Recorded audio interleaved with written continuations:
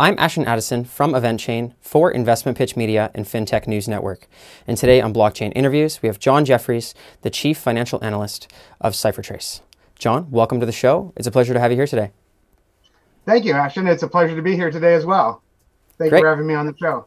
You're very welcome. I'd love to start off the show by learning a little bit about the background on what is CipherTrace and how is your team making the cryptocurrency industry a safer place and the banking industry. Sure, that's a great place to start. So CipherTrace is a blockchain analytics company. We work with financial institutions, banks and exchanges and other types of VASPs to help make sure that their payment networks aren't being used for illicit purposes. So really what we try to do is we make the cryptocurrency ecosystem safe from crime. So if your crypto gets stolen, we can track it down. If you're a victim of fraud, we can help recover it. We also, we work very closely with regulators. We have good relationships with law enforcement as well. We're originally funded by the Department of Homeland Security, and we work closely with the SEC as well to help, the ecosystem stay safe. And I think, it's really important to appreciate the fact that, as an ecosystem, the cryptocurrency system lives, by the graces of the regulators. Mm-hmm. And so what we do is we communicate with them what the risks are, and we help them to understand that it's really not quite as bad as many people think. So we do a lot of reporting, a lot of analysis to show trends in crime and trends and how things are getting safer. And I think the other big part, what we do is we help banks understand the risk profile of cryptocurrency businesses so they feel comfortable to engage with them as customers. Mm-hmm. Because as you know, sometimes when they can't get bank accounts, that's when some of the biggest problems happen. Mm-hmm. That's interesting. And I've heard of people calling the cryptocurrency industry the Wild West, but I've also heard of people saying that it's not that bad. I'd love to hear your opinion on how big is the crime part of cryptocurrency industry, and how big is that market that you're serving? Sure. Yeah, it's that's very much a misconception that there's a lot of crime. It truly was the Wild West 9 years ago. But crypto is over 10 years old now, and it's really grown up, and we're able to measure the level of criminality directly and indirectly within the crypto space. So we are able to trace and identify money flowing through illicit spots, so through dark markets, mm-hmm. ransomware, and things like that. One of the other things we're doing to help crypto be safe is I have an initiative we call the CipherTrace Defenders League, where we have graduate level students trained and certified on our analytics tool that help people recover funds in the case of fraud and theft. That's really interesting, and that's great. And when you're working with cryptocurrency exchanges, say in Canada and in the United States, how closely are you working with them to make sure that they're following the compliance needed to protect the funds and the personal information of the users of those exchanges? That's a very good question, Ashton. So we work with exchanges really in two different ways. So we work with them in our core business, which is we help them identify risky transactions. So we help them identify transactions that may be coming from illicit sources or trace funds that may be of questionable sources. And actually feel safe about banking them. So we, for instance, DV Trading, who's one of the largest market makers of Monero, we help them understand the risk associated with it so they can take that Monero and still maintain a low risk profile. Simultaneously, so that's on the business side. Simultaneously, we're part of an organization called TRISA, the Travel Rule Information Sharing Alliance. And that is an organization that's focused on helping exchanges and other VASPs, as they're called, virtual asset service providers, comply with these pending laws that are a result of the Financial Action Task Force guidelines. So there's a series of laws that really make the cryptocurrency space behave a lot like the banking space mm-hmm. in terms of communicating information prior to moving money. Mm-hmm. Well, that's really good to know. And I guess my next question surrounding that is, there are cryptocurrency exchanges that are quite popular that can station themselves into certain jurisdictions which are favorable. Maybe it's not inside of the US, but still serving those customers. Do you work with offshore or exchanges that are in small countries that are popular that aren't actually located in North America? Sure, absolutely. The nature of cryptocurrencies in general is that it's very global. So we work with, the largest of exchanges such as Binance globally, right, which has multiple subsidiaries across the world to help them comply. And we also help, some of the smaller ones comply. I think, one of the issues, and we're starting to see the U.S. federal government take action is, if you're in one of these unregulated places, unless you're registered with FinCEN, you should not be doing business with U.S. citizens. And the long arm of the U.S. government reaches out and lets people know that. And earlier on, you mentioned Monero, and I want to talk a little bit about privacy coins. There's Monero, Dash, Zcash, dozens of other smaller privacy coins which may have more or less anonymity than Bitcoin does. And some of those are, favorable for criminals because they're more anonymous. Do you, as a team, have extra precautions that need to be taken when there's different types of cryptocurrencies that have different consensus algorithms in terms of managing that illicit activity? Sure. Well, let me just, start out by saying that, as a company, we are, deep privacy advocates. And so we believe in the right to financial privacy. And, honestly, most cryptocurrencies have less anonymity than cash does. For instance, you had Ryan on your show, and Dash and Zcash and Monero are all part of our Travel Rule Alliance. So they're helping make sure that, they can comply when they're on the institutional payment rails. But when individuals are exchanging currency or purchasing things back and forth, they should have a certain financial privacy. So we help, as in the DV trading case, we help them understand the risks such that, different regulators don't feel obliged to take a knee-jerk reaction. And, as we've seen in Korea, where they just yank them off some of the exchanges.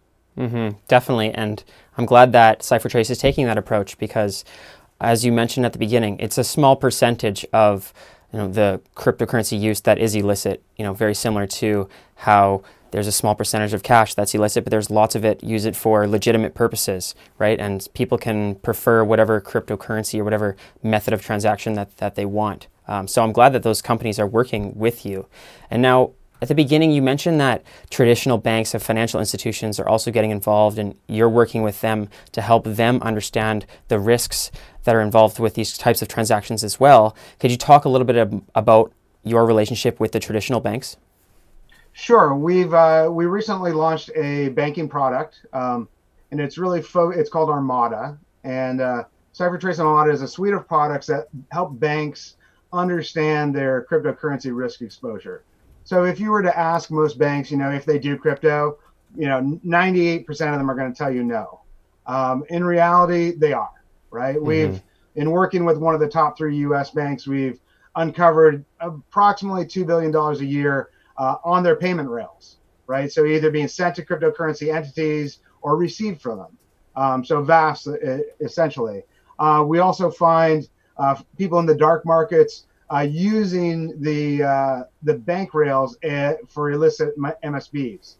So we have an excellent case study on our website that covers one of these illicit MSBs, and you can see them advertising on the dark markets. They might say, hey, deposit $10,003.12 into this account, and I will give you Bitcoin at this exchange rate. And then when we go back with the banks, we see those sort of transactions actually occurring across those accounts. So we find there's really 2 types of banks: those that choose to try to manage and understand their risk and mitigate them and not do anything with respect to crypto.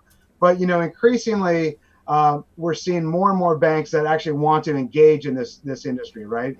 As it becomes a safer asset class, even some of the banks such as JP Morgan that said they would never do cryptocurrency, right, are now banking Coinbase.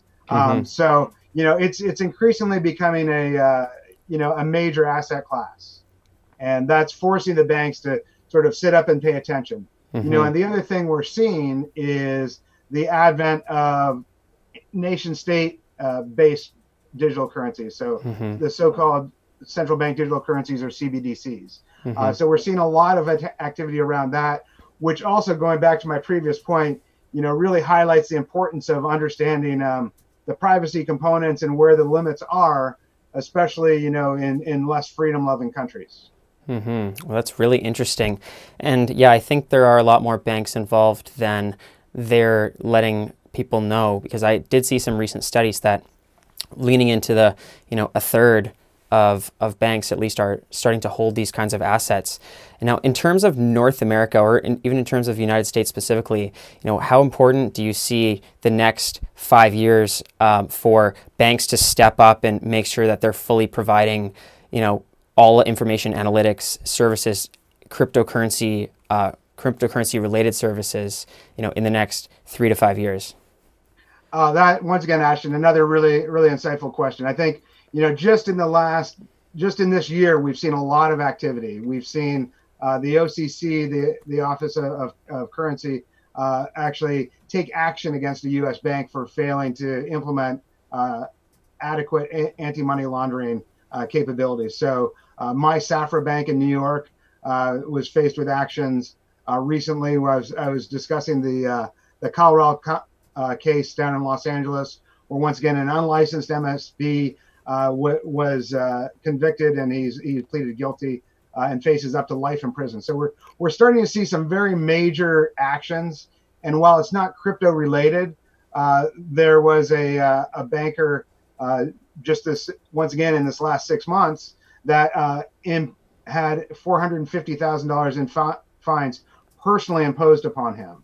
So we're starting to see personal liability as well, which really makes people sit up and pay attention. Wow. Well, so you also are working on an open source initiative that is dear to the hearts of the blockchain community, because they really appreciate open source and decentralized protocols. Could you give a little bit more information about the open source part? Sure, absolutely. So we have launched what we call the Travel Rule Information Sharing Alliance, which is an alliance of over 50 different cryptocurrency entities and stakeholders that are focused on complying with this upcoming travel rule, as it's called, which is basically before a VASP, which includes it's obviously exchanges, but includes ATMs and other different sorts of market makers in the crypto space. Before crypto gets sent between the two of them and exchanged, that both parties must be in possession of the contact information and the account information of the other parties. Now, in a world where this is a very global environment with mixed regulatory and security and privacy regulations, it becomes a very risky thing to start to send your PII around the world. So part of the reason that we launched this initiative is really to enable a sense of privacy to be imbued in it, and to make sure, at the very base level, that strong confidentiality was a component of it. So what we've done is we've just taken some of the very best parts of so a lot of the founders and members of our team are deeply steeped in cybersecurity. So I've spent 20 years in cyber. So essentially what we've done is pull together some of the known good parts, things like public key infrastructure, certificate authorities, enhanced verification, that's used in e-commerce and communication today to enable VASPs to securely communicate with each other. So what we've done was we've created an alliance which now has over 50 entities. Today, Ripple just announced support for PayID and for TRISA. So TRISA is the initiative. The website is trisa.io. And it's an open source initiative, so an open architecture and an open source base that allows these entities to start to communicate in a secure manner. And also, we're working very closely with the regulators, both at a global level and at a national level in the US, to make sure that they are comfortable with the approach, once again, so we don't see overly harsh reaction by regulators, and they understand that the industry is doing their best to make sure that we comply. Oh, it sounds like a great initiative, John. Thanks for the information on Teresa. Where can the viewers learn more about CipherTrace and how can they get involved? Sure. So CipherTrace's website is simply ciphertrace.com. I encourage everyone to subscribe to our newsletter. It comes out weekly, and it only covers 2 or 3, 4 or 5 really highly relevant stories with some insights into why it matters with respect to the areas that we cover. So around regulatory issues and around risk with respect to crypto.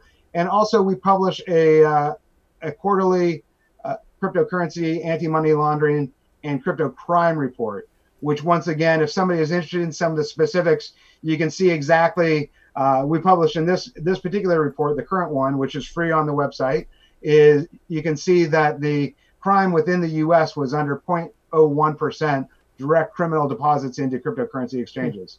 And if you go there, you can also see which countries weren't so clean. Very interesting. Well, thank you so much for your time, John. I will leave those links in the description box below. I appreciate you coming on the show, learning about CipherTrace, and let's follow up in the near future. Great. Thank you so much, Ashton. I enjoyed it.